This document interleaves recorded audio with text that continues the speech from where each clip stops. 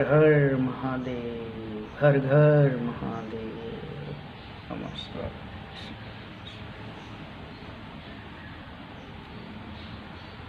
सब गुरु बहना लोग के प्रणाम बा, गुरु भैया लोग के प्रणाम बा। जे भी ये कथा के सुनी एक पूरा ध्यान से सुनी और पूरा सुनी, बीच में छोड़ के ना जाई। ऐसे जे ये कथा बहुत ही कल्याणकारी बाटे, बहुत ही कथा अद्भुत बाटे। जे एकर सुनी भोले बाबा का कथा ओकर भलाई जरूर होखे वाला बा। ऐसे सब गुरु बहना लोग से प्रार्थना बा कि एक कथा के शुरू से अंत तक सुनब जा। एगो गांव में पति पत्नी रहत रह जा, जौन की बनिया का काम करके अपन गुजर बसर करत रह जा। वहाँ लोग का एगो बेटा रहना और वो बेटा का बचपन में शादी कर दिले रह जा। बेटा के गवन ना भइल। बेटा एक दिन के बाद बा, बेटा भोर में निकल के सिवान में घूमे गई रहा।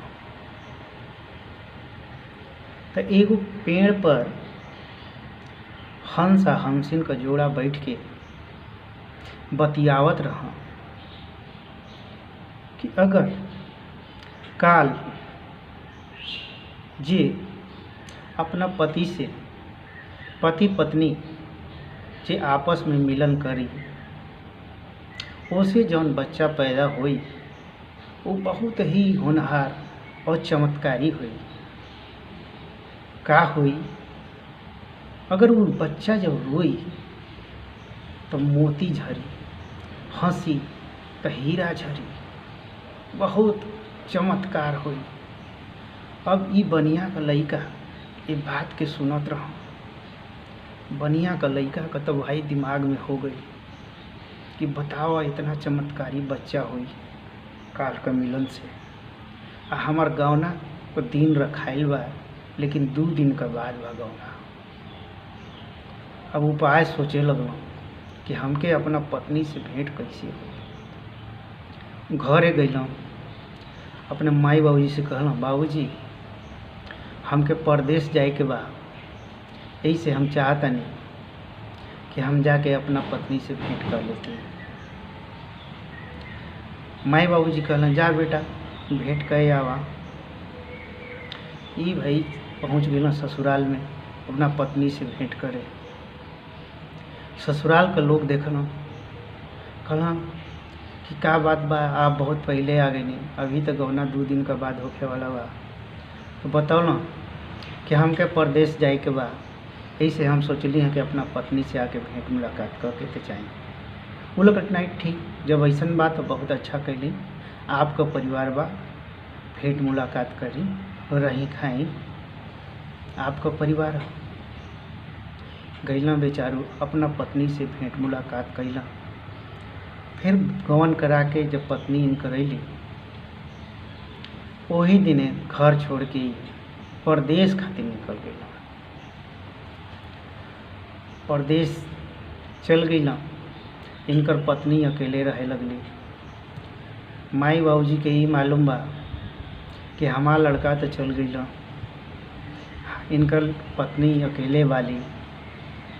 लेकिन इनका पत्नी का पेट में बच्चा पड़ गई है इनकर ससुराल में। ये बात का पता केहू के ना रहे, इनका माई बाबू के कुछ ना मालूम रहे। जैसे जैसे दिन बीतत गई, सबके जनाए लगल कि इनका बच्चा होखे के बाटे। माई बाबूजी के शंका भई कि लगता इनका पेट में पाप का बच्चा बाटे, हमनी को बहुत बेइज्जती हुई। ये लोग ताना मार के अपना बहू के घर से निकाल देंगे, जबकि बहू कहत रह गई कि हमार पति हमसे आयल हम मिले गवन से पहले। लेकिन केहू ही ना मानल। सब ही कहे कि गौना करा के हमार बेटा तो चल गई दिन ही में, तो उसे भेंट कैसे हुई। लास्ट में घर से निकाल देना जा। वो लड़की बेचारी घर से निकल गई। अब सोचत यह कि कहाँ जाए, कहाँ जाए, जात जात जात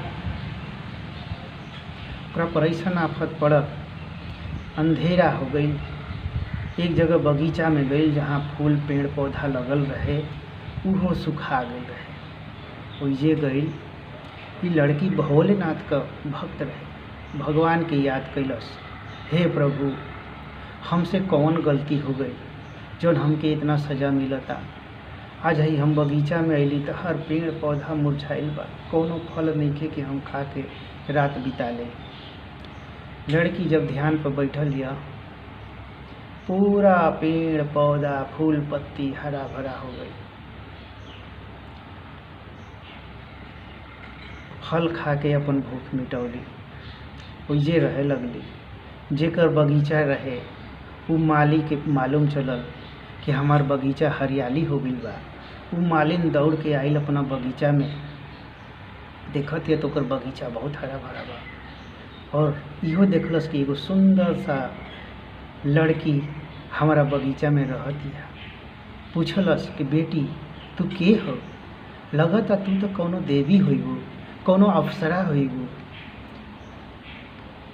लड़की बोलस, ना माँ जी हम बहुत दुखियारी हैं माई, हमार सास ससुर हमके घर से निकाल देले बा, हमके रहे के कौनो जगह नहीं खे, हमारा पेट में बच्चा बा, यही से हमके घर से निकाल देले बा न जा। मालिन कहस के, ए बेटी आज से तू हमार बेटी रहबू, तो हमारा घरे रह, हम तोहार पालन पोषण करब, तोहार बच्चा भी हमारा घरे पैदा हो, चला हमरा घरे। मालिन का घरे वो लड़की चल गई, जीवन चले लागल। घर में बच्चा पैदा भइल और जानत रहली कि लड़का होई, इसलिए मालूम रहे लड़की के कि लड़का होई। आ जब हंसी तो हीरा गिरी, रोई तो मोती गिरी, ये मालूम रहे। बच्चा बहुत सुंदर पैदा भइल, गुणवान होनहार पैदा भइल। भाई गुरु बहना लोग, अब आगे का भइल, जहिया इनकर एगो बेटा पैदा भइल होनहार, वही दिने नगर का एगो राजा साहब का भी लड़की पैदा हो गई। राजा साहब का लड़किया का इनकर लड़कवा का देख रेख करे वाला जौन दाई रहे एक ही रहे। रानी का जौन लड़की पैदा भइल वो इतना सुंदर रहे कि रानी दैयवा से कहली कि हमार बेटी इतना सुंदर बिया, ई बतावा और केहू का बेटी इतना सुंदर बा, केहू का बेटा बेटी इतना सुंदर बा ना। दैयवा कहलस, हे रानी तोहरा से बेटिया से भी सुंदर उनका घर में बेटा पैदा भइल बा, मलिनिया का बहुत सुंदर बेटा बा, देखते मोहित हो जइबू, अब बहुत होनहार गुणवान बा लइका हो। अब रानी का पेट फूले लगा। कहली कि मलिनिया जौन हमरा घरवा फुलवा देवे आवेल वही का ना। कहली कि हाँ, देखा एगो काम करा, हैला सोने का हार और लइका के हमारा तक कैसा हो लिया दा, आ हमार लड़की के उनका घरे रख दा। मलिनिया कहलस कैसे हो पाई। दैयवा कहलस कि कैसे हो पाई, तोहार लड़की बा ओकर लइका बा, कैसे तो अकेले आके दे नहीं देखा ला लिया के। तो ठीक बा हम ही काम करब, लेकिन एगो तू काम करिह, जब मालिन आई तोरा घरे फूल लेके तो ओके तनी देर करिह, बैठा उठा के समय बितैह, उतना में हम काम कर दे। तोहार लड़की के उनका घरे ले जाके रख दे आ लड़का के तोहरा घरे ले आके रख दे। ये काम कैलस दाई। आ जब मालिन देखलस कि हमारा घरे बेटा पैदा भइल ह, और राजा साहब के घरे तो बेटी पैदा भइल है, तो हमार बेटा इजा आ गइल बा आ बेटी इनकर हमारा घरे चल गइल बा। मलिनिया के कुल मालूम हो गई। आ जौन मलिनिया का लड़किया रहे जना से बच्चा पैदा भइल रहे, उहो कहते माँ जी हमार बेटा नइखे, हमार तो बेटी हो गई बा। कहते ए बेटी हम कुल जानतानी, तोहार बेटा राजा के घरे पलैहा, आ ई जौन बेटी वाली ना ई राजा साहब का लड़की है, ई तोहरा घरे पलैहा। देखी ह एक दिन उ लइकावा हमारा घरे आई आई लइका हमारे घरे। ऐसे ही जीवन चले लागल। लड़की लड़का बड़ होके लगना सब। राजा साहब का लड़का बड़ा भई तो इनकर लड़की के देखलस तो लड़कियों बहुत सुंदर। रानी से कहलस हे माँ हो लड़की बहुत सुंदर बिया, वही से हमार बियाह होई। और रानी कैसे ना कही। रानी कहली ठीक बा बेटा, तो के वो लड़की पसंद बा तो ओकरे से बियाह होई। रानी राजा साहब से कहली। राजा साहब अपन भेजवौलन नाव के मालिन के घरे कि मालिन का नातिन बिया एगो, ओकरे से राजा साहब का लड़का के बियाह होई। मालिन राजा से कहलस ठीक बा राजा साहब, हम अपन लड़की के बियाह तो आपको लड़का से करब, लेकिन ओकरा से पहले हमरा के एगो चौमुहानी पर खूब बढ़िया महल बनवा दे, ताकि हमार झोपड़पट्टी बा कहाँ हमने कर रही। राजा साहब काम लगवा देना, महल बने लागल। 1 साल में आलीशान महल बन के तैयार हो गई और शादी का दिन रखाई गई। अब पहले छोटे पर बियाह होके 5 साल का लड़का रह, 5 साल का इनकर, 5 साल का लड़की, दोनों के जांघे पर बैठा के बियाह करे के रहे। मलिनिया कहलस कि राजा साहब हमरा के कुछ चाहिए नहीं, लड़की के कुछ मत लिए है। 12 मीटर का एक रंगा कपड़ा ली। राजा साहब कहना ठीक बा। राजा साहब पूरा प्रजा के बाराती में लेके अला। बियाह शादी का तैयारी हो गई, बाराती गई ना। हम मलिनिया का कहलस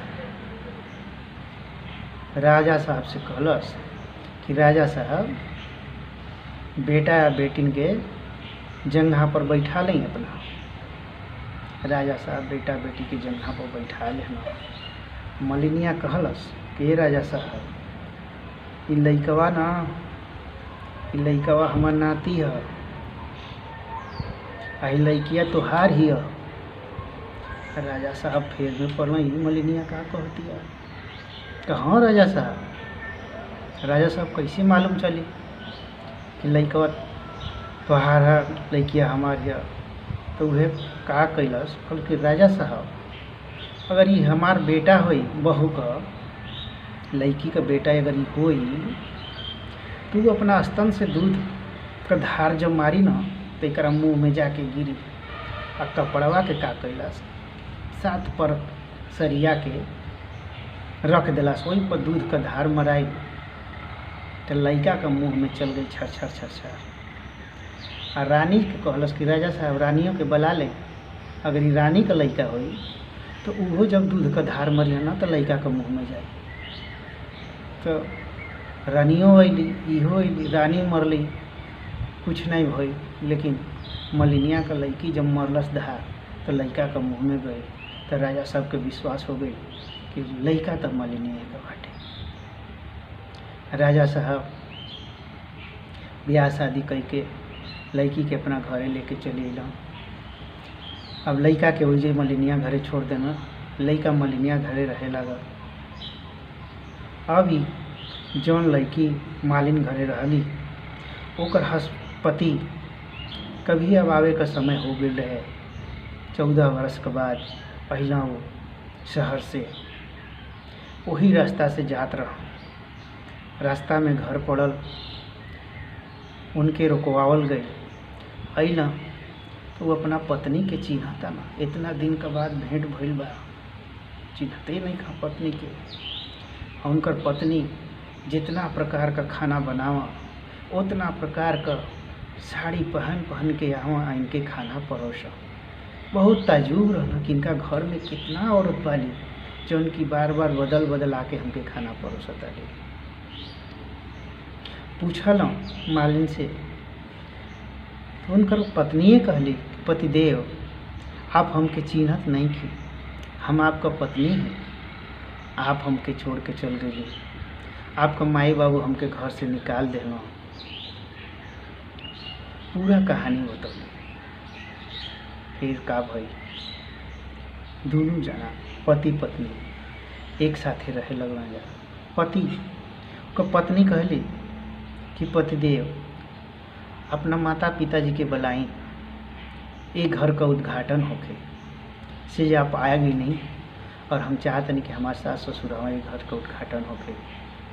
ये गैला अपना माई बाबूजी के लिए आइल, ये घर का उद्घाटन भइल, रहे लगना जा। मालिन कहली कि बेटी तोहार तो सबके मिल गई, अब हम जा तनी अपना झोपड़पट्टी में रह। कहली ना माई, असली माई तो तू हमार हो, जौन कि तू हमार रक्षा कैलू, तोहरा वजह से हमारा बेटा का रक्षा भइल माई, तू ही हमारा असली माई हो, तू हमरे साथे रहू हमेशा। कहल जाला कि देख भगवान का घर में देर है अंधेर ना हो। भगवान एक दिन न एक दिन न्याय जरूर करिहा, जरूर करिहा। यही से कौनो चीज़ में घबराए के ना चाहिए। भगवान का आस्था रखते हुए अपन कर्तव्य करत रहें जा। भगवान का प्यार जरूर मिली, भगवान का कृपा जरूर मिली। प्रेम से बोली जा हर हर महादेव, हर हर महादेव। अगर ये कथा हमार जे भी गुरु भाई बहन लोग के पसंद आए, तो कथा के लाइक सब्सक्राइब करके शेयर कर दे जा, कि ये कथा के और भी हमारे गुरु भाई बहन लोग सुने और ओकर भी इसके लाभ मिले।